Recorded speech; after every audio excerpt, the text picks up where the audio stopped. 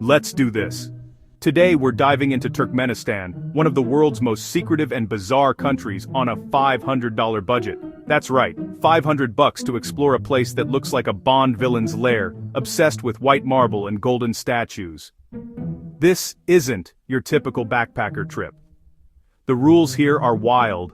Black cars are banned, photography is risky, and the internet is almost non-existent. My goal? To show you the real, unfiltered Turkmenistan, on a shoestring with total respect for the culture. Can it be done? Let's find out. Hit subscribe if you want more adventures like this. Let's get into it. Wheels down in Ashgabat. The airport is a massive, empty, falcon-shaped marvel, spotless, silent, and surreal. Immigration is intense. Paperwork, stoic guards, fingerprints, and a hefty entry tax. Once outside, the city stuns you. Everything is white marble, from apartment blocks to curbs. The highways are wide and empty, the cars are spotless and mostly white, and the city feels more like a monument than a place people live. Where is everyone? The streets are immaculate, fountains synchronized, but there's barely a soul in sight. Portraits of the presidents are everywhere, a constant reminder of who's in charge. My guide, Serdar, meets me. Rule number 1. You can't wander alone. The city was built as a white pearl, a symbol of prosperity and neutrality. As we pass another golden statue, I realize my $500 budget is about to be seriously tested. This is just the beginning. Ashgabat feels like a simulation, beautiful, intimidating, and utterly confusing. I'm already blown away. Let's see how far this budget can go. Where do you sleep in a city of marble on a $500 budget? Most hotels are opulent and expensive, but with Serdar's help, I find a state-run, mid-tier hotel for about $30 a night. The room is pure 90s Soviet nostalgia, heavy wood furniture, hypnotic floral bedspread, and a boxy TV. The lobby?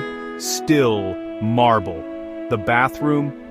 Gold-plated fixtures, questionable water pressure. The view, endless rows of identical white buildings, a stark contrast to my worn room. Here I see real life, locals, families, business travelers. It's not luxury, but it's authentic, and my budget survives another day. Sometimes stepping back from the glitz reveals the real story. Food was my biggest budget worry, but Turkmenistan surprised me. Skip the hotel restaurants, local chaykhanas, tea houses are where it's at. Plav, the national dish, mountains of rice, carrots, and lamb, costs just a few dollars and feeds too. Chorek, the local bread, is cheap, delicious, and everywhere. Samsas, flaky, meat-filled pastries, are the perfect street snack for pocket change. The Tolkuchka Bazaar is a food paradise, grilled meats, fresh bread, dried fruits, and spices, all for a few bucks. Eating here is easy, cheap, and a true window into local life. My wallet is happy, and my stomach even happier. On a budget, you can feast like royalty. This is the easiest part of the challenge. Getting around Ashgabat is its own adventure. Public buses are cheap but confusing, and tourists are nudged toward official cars. Expensive if you're not careful. Enter the gypsy cab locals in unmarked Ladas or Toyotas, offering rides for $1 or $2. Just stick your hand out, negotiate, and hop in. It's common, safe, and a fascinating look at the informal economy. The rules? No black cars, white is the law, and every car must be spotless. We use official cars for big trips, gypsy cabs for quick jaunts. Every ride is an adventure, sometimes silent, sometimes full of curious questions. It's cheap, efficient, and saves the budget.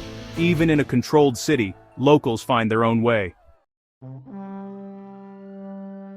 Photography in Turkmenistan is a minefield. You can shoot approved monuments and parks, maybe some hotel exteriors, but government buildings, police, military, airports, and train stations, absolutely not. The problem, everything looks official, and there are no clear signs. Police and plainclothes officers are everywhere, watching. I stick to my phone, always ask Serdar before filming, and use pre-approved viewpoints. Many tourists have had cameras confiscated for a single wrong shot. The government wants to control its image, so you have to get creative. It's stressful, but it forces you to focus on the details you're allowed to share. Filming here is a constant dance between curiosity and caution. What about the people?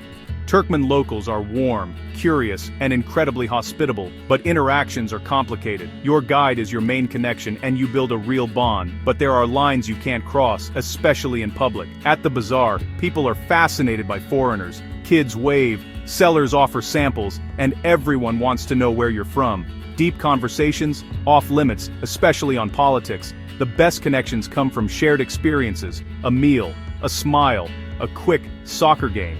Locals are friendly but cautious, protecting themselves and you.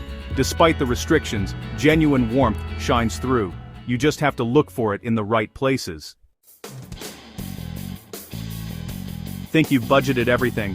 Think again. The entry tax at the airport can eat up a fifth of your cash before you even leave. Registration fees, mandatory guide costs, and extra charges for any deviation from the plan add up fast. ATMs that accept foreign cards are rare. Bring all your money in crisp US dollars. Run out of cash, you're out of luck. Even small things like a Coke or imported snack cost a premium. Every official step has a price tag, and the system is designed to extract foreign currency. Surviving on $500 means ruthless discipline and constant mental math. The lack of freedom here has a literal cost. Anticipate the hidden fees, or your budget will vanish. Here are the rules you must follow. Never ditch your guide. They're your lifeline. No photos of government buildings, police, or anything official. Always ask first. Don't talk politics, ever. Dress modestly, especially at mosques and monuments. Don't expect real internet. Most sites are blocked. Always carry your passport and visa. No smoking in public. Fines are steep. Exchange money only at official booths, and bring enough cash. No public displays of affection. Above all, be polite, patient, and observant. Respect the rules, and your trip will be memorable for the right reasons. That's a wrap on one of the wildest trips I've ever taken. We explored a surreal city, ate like kings, and navigated a maze of rules, all on $500. Turkmenistan is a land of contrasts, opulence and simplicity, control and warmth. If you enjoyed this, hit subscribe and join the adventure. My final thought: travel with respect and an open mind. The world's hidden corners teach us the most about ourselves. Stay curious, keep exploring, and I'll see you in the next adventure. Peace.